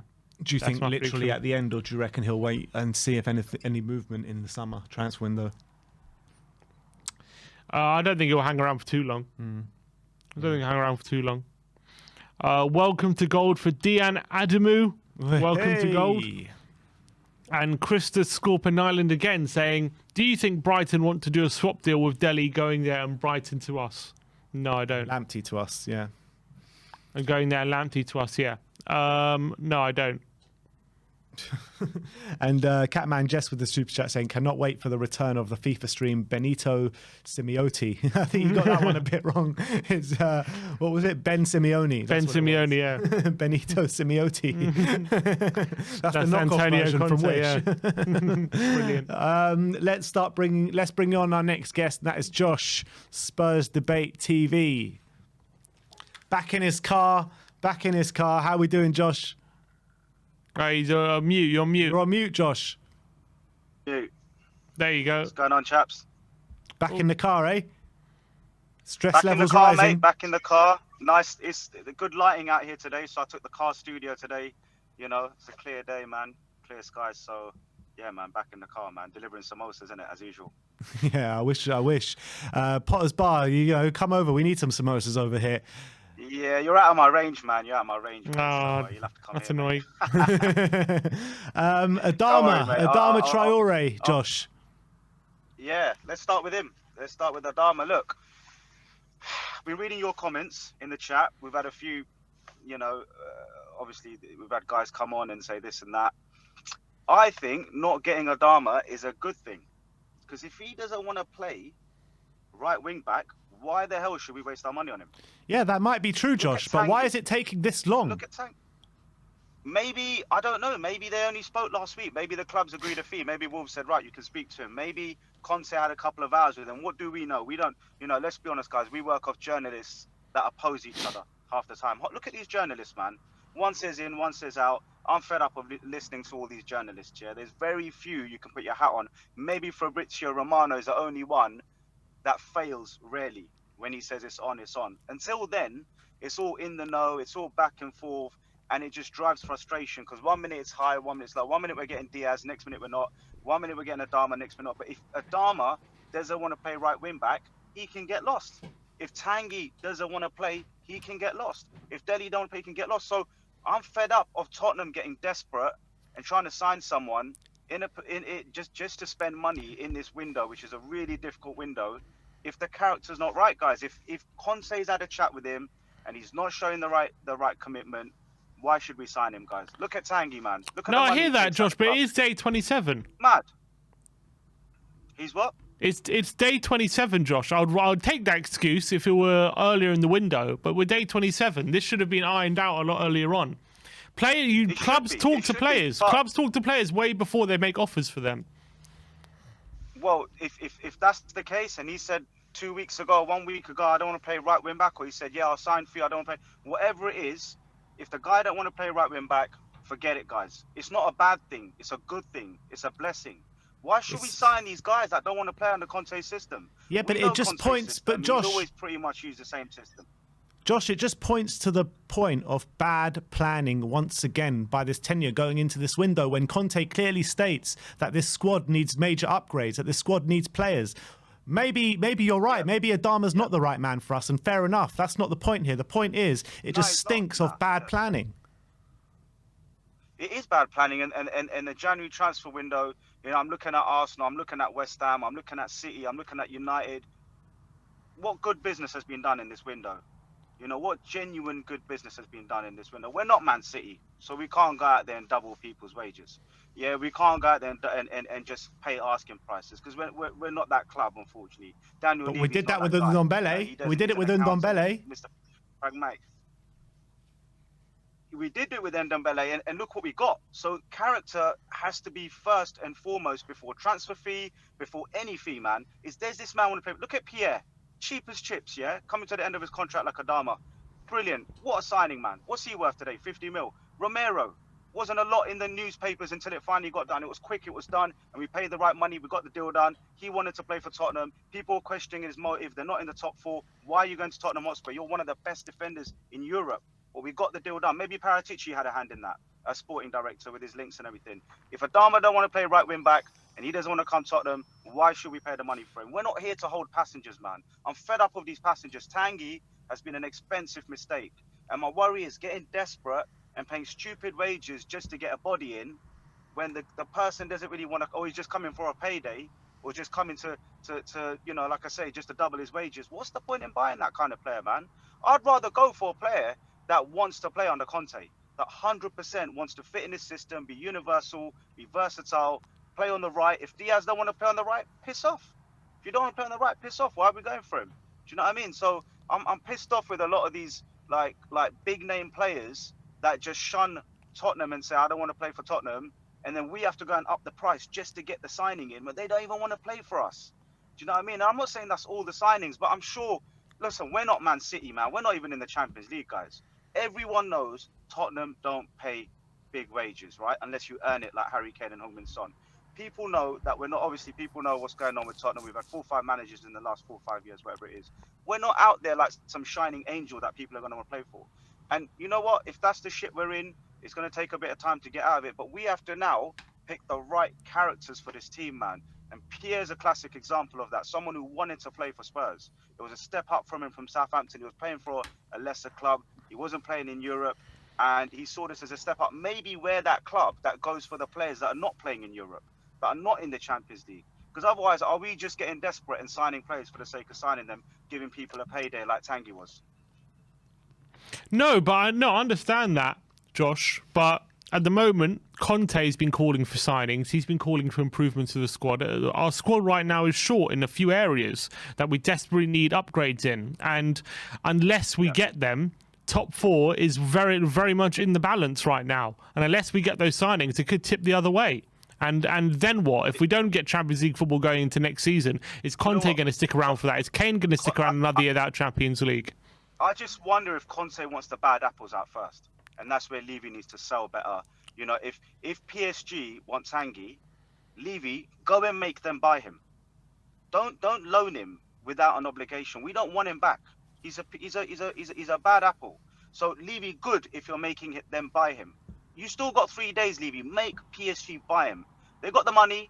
Make them buy him. Put an obligation in that contract. Make them sign it. Because you know what? Why should we be taken to the cleaners for Tanguy for just a loan option? Yes, it takes 200 grand a week, but if we can just push 3 more days and time in negotiating, in any negotiation, anyone that negotiates, time is key.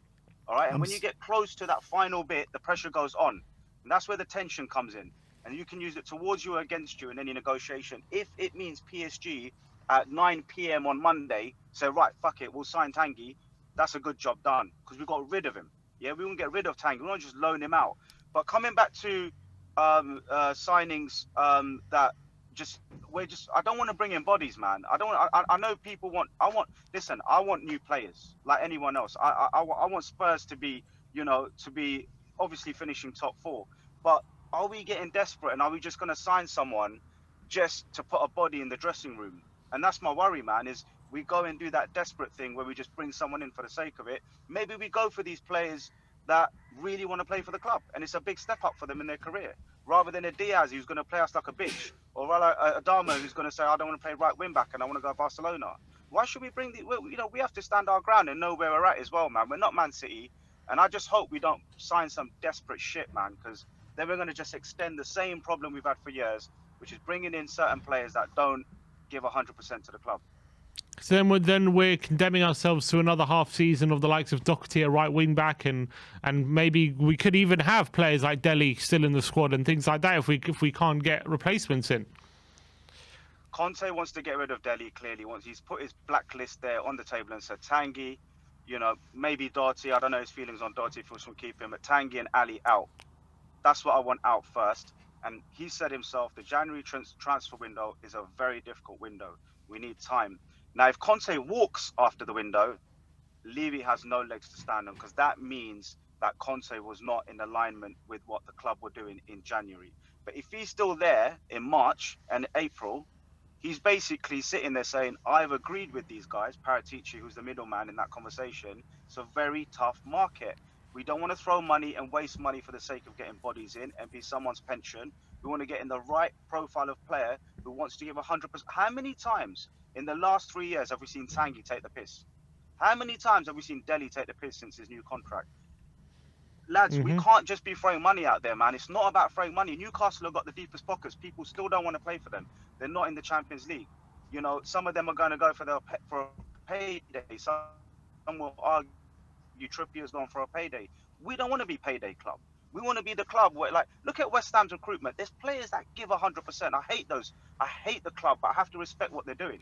Signing players from the Championship, not from Champions Leagues. We went for Jesse Lingard. He didn't want to come to us. He didn't want to go West Ham. Maybe United didn't want him to go to a top 4. We went for Kessie. He doesn't want to come to us. We went for Adama. Doesn't want to play right wing. But well, they can all fuck off then.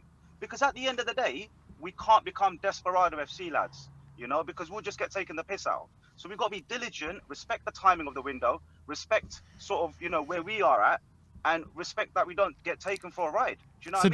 Josh, that could happen as well. If we get no one in then, if we don't sign anyone going into the second half of the season, what's your feelings on that potential reality? If Conte, for me, it's back Conte. If the hashtag is back Conte. If Conte himself is saying, Adama, allow it.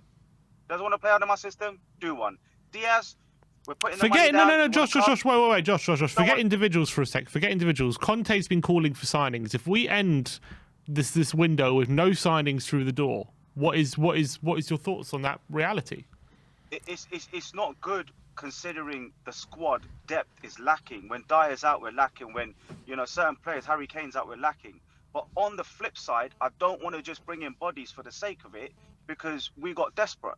Then you just have to just work with the tools you've got, because Conte is improving these players.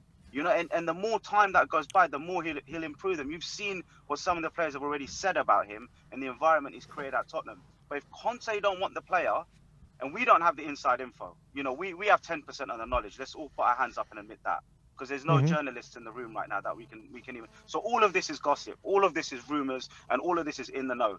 Until Romano or until they're actually holding the shirt, we really don't know what the games people are playing. Agents play games. Clubs, selling clubs inflate players' prices by putting them on the market. You know what? This might be Porto putting Diaz's price up just to get Liverpool to make a bid. There's a lot of games in football. You need all 3-4 parties to align. And that happened with Romero. We got Romero done. Boom. Levy, we know he's tight. He's too pragmatic. He's an accountant. But if the player don't want to come, and people screwing about Adama Traore saying for 5 mil here or there, okay, 5 mil here or there, if that was the reason, Levy's a prick. But if the guy don't want to play right wing back, screw him. If Diaz don't want to come and play on the right because Son's on the left, screw him. At the end of the day, guys, I want people that want to play for the shirt, man. I want the Piers of this world. You know, I don't mind academy players because they want to play for the shirt. Now, I hear you when you say top 4 is over there and we just need to spend 100 mil and we'll get it. But really, what does 100 mil guarantee? Tanguy on Ndombele. So we have to have perspective in this, man. And I'm pissed off just like everyone else. But I don't want us to become Desperado FC. And I'm reading some of these comments, and 1 in 5 is saying, hold up, guys. Respect where we're at and respect who we are. And I thought, you know what? Fair play to those 1 in 10 or 1 in 12 comments. And they're seeing the window and they're appreciating the other side of the game. And obviously, the name of the channel is Spurs Debate. I try and look at both sides. I just don't want us to become Desperado FC, bro. That's what I'm saying. All right, Josh. Fair enough. Josh, big up yourself as always. Hopefully we'll be eating some samosas together soon, and we'll speak in a bit. Monday, hopefully, bro. See you later, man. See you, man. Another super chat here from Scorpions Fan for Life saying Diaz is FW with goals, forward winger with goals. We need that. Amrabat is a gap filler if we sell other midfielders. Conte Trust could do a job. Traore was a gamble, so not a big loss.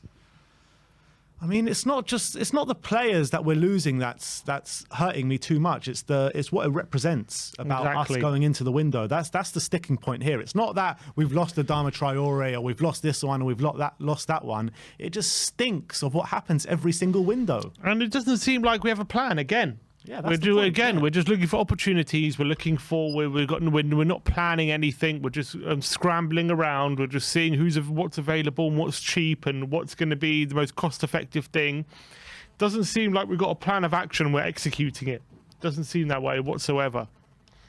Yeah. Let's bring on our next guest, Kieran. How's it going, Kieran? I think you're on mute, Kieran. Is that okay? There you go. Yeah, that's beautiful. better. Wicked. How are we doing today, Kieran? Okay? Yeah, not bad. And you? Yeah, not too bad myself, thanks. Where are you calling? Is it your first time caller? Yeah, first time. I'm in Wales at the moment, currently on lunch, so thought I'd kill some time. Oh, right. Welcome nice. to the channel, my friend. Welcome to the channel. We are now day 27 of the transfer window. No ins, no outs. How are you feeling on the state of play at the moment? It just really seems to be the same thing each transfer window, doesn't it? And then we're scrambling around on the last day, and then getting somebody in to kind of as you said before, stopgap in it, and it's just we have all these lists of what kind of players we want, like a centre back, striker, right wing back, and then we're like, oh, I found a CDM. I was like, Nan, you bought me that shit a year ago, so we're not buying for the roles needed. And then I think in terms of buying Bryan Hill in the summer, talented player, but there's just doesn't seem to be much space for him on the team at the moment, so it is a bit worrying to see his development in that. Yeah. In terms of specific transfers that seems to be slipping away from us, Adama Traore, it seemed as though all window that we were nailed on to sign him. Now Barcelona have seemed to have swooped in, apparently because he doesn't want to play right wing back at Spurs. I mean, doesn't this just stink of the same old shit every? I know you said it. It's the same old shit every single window, but I just can't get my head around it. How this keeps happening every single time. I mean, it just seems like we don't really think of alternatives, as people have said in the past. It's very reactionary from the club and not proactive. That we're spending ages to get Traore, and then because we're struggling on getting him, and then Barcelona have now come in for him. And if we got it wrapped up sooner, then we wouldn't have had all this competition from different clubs. It seems to be the same thing, you know. I think in terms of Emerson, he had to be offloaded from Barcelona, and I think at the time that kind of had alarm bells for me. I mean, he's young and stuff, but we were even struggling with Tomiyasu before that as well. So it's like it just goes back to the same old story. And even though we get surprising, you know, deals in like Christian Romero, it seems like the club goes back to old ways in a sense. I think it's kind of the same case with this Luis Diaz. If by miracle he does get over the line, which at the moment I don't think is going to really happen, especially 4 days before the end of the transfer window. Yeah, and again, we're coming to the end of a window, scrambling around for last-minute deals and looking for cheap opportunities. Yet again. So how do you think Conte's feeling with all, you know, after he's been calling for all these transfers for the last few weeks? And what do you think? Are we staring down the possibility of having no signings in this window? Yeah, I think when it comes to Conte, I don't necessarily think he's going to walk just yet. I think maybe by summer or something, maybe he will rethink things. But I can see in the press conference he's getting very frustrated. It seems like he's feeling like the club aren't listening to him, and it kind of seems like I don't know if it feels like he's being duped in a way, if that makes sense, because yeah, he was possibly promised these transfers or something, but I think the club are kind of stalling with it. I know there was, you know, he needed more time to evaluate the players, but that was weeks ago now. So, you know, I think we should have been eyeing up players even when Conte was looking at you know, his own players that he's got now. We should have been really on top of it beforehand. That's just how being proactive works. Exactly, and as you say, we're not proactive. We're exactly what you're saying. You know, we heard all these rumours at the beginning of the window that Conte had a really positive meeting with the board about the transfer committee and all this kind of stuff, and they ironed out exactly what they wanted. And Daniel Levy went over to Barbados to have a chat with Joe Lewis about the budget and everything was positive. And yet we sit here on day 27 and there's nothing happening right now. Everything's fallen through. No prospective deals in the pipeline. We're still waiting on outgoings on Ndombele and Delhi and Lo Celso and Doherty and whatever. So what do you expect from the last 4 days of the window? Do you expect anything? Best case scenario, Amrabat, I suppose. But it goes back to what I was mentioning about PPM. I know. It's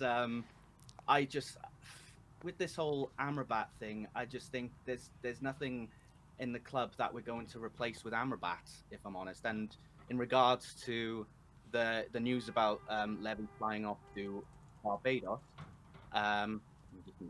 sorry. In regards to him flying off to Barbados, even when he came back, we just heard nothing in like what was the result of that. So can't really be hopeful at the moment as to what's gonna happen in response to that. All we've heard really in terms of like money deals and stuff is just about the new houses and things like that, that seems to be the priority at the moment rather than investing in the squads. And you know, we're struggling at the moment to offload players, but when we were like in the run for Champions League and stuff, we didn't seem to have a problem with selling players like Trippier and Musa. Even I saw something on Twitter not so long ago about Kieran Trippier in an interview saying that he couldn't understand why the club even sold Musa in the first place. And I think what we need to do is really invest in the future of the club, and then, you know, we have a chance of, you know, having demand from clubs for the players that we've got for the future. All right. Yeah, absolutely spot on, Kieran. Thanks a lot for coming on today. And yeah, I'm Call sure again we'll soon, speak mate. to you soon. Yeah, Yeah, good call. Thank you, guys. Thanks for calling Cheers. in. Looking forward to hearing from you more. Cheers, Kieran. Thank you. Thanks a lot, mate.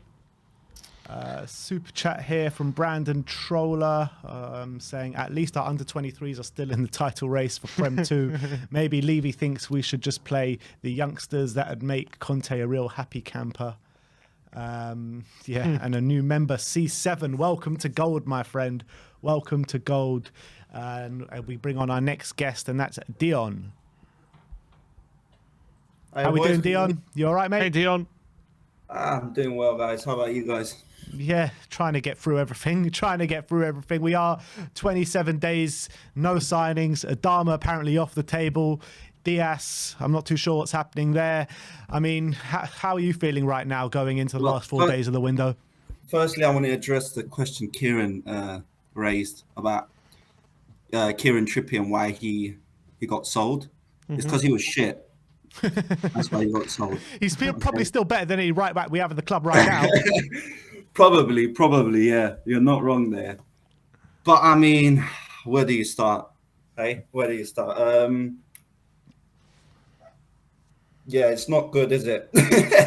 But it's not as bad as people make it seem to be. Tell me why.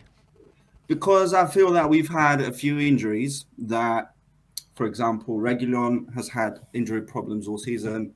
Sessegnon as well, Romero, Bergwijn, Dyer. So if these players get fit and help us in the second part of the season, then I don't see why we can't put another good run together and make top 4.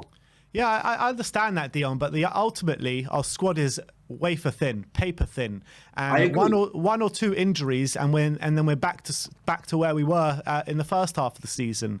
So if we want to be seriously talked about in the top 4 race, we need signings surely in this January transfer window, because we are ultimately going to get injuries. I agree, but I'm going to echo what the samosa guy was saying. The samosa guy. That's what his new name is, the samosa guy. That's it, the samosa guy. He actually, there's no point trying to bring players in that they don't want to come. And it seems like the players that we're going for, they don't want to come to Spurs. I don't know why. It's actually quite worrying. And to be fair, the thing that I want to say is the net spend, the money that we've spent the last 5 seasons doesn't really reflect our squad. No. And that, Daniel Levy writes the checks, right? So who's bringing these players in? Is it him? Who's doing the scouting? I think it's a combination of him and Steve Hitchin. Well, that Hitchin guy, is he still there? Yeah. Why the fuck is he still there? I don't know. He should have been gone as soon as Paratici came in, to be honest. Honestly, that baffles me. And another thing that baffles me is actually the academy players coming through. I think it's just not good enough. Something's not right there. I've got a list here.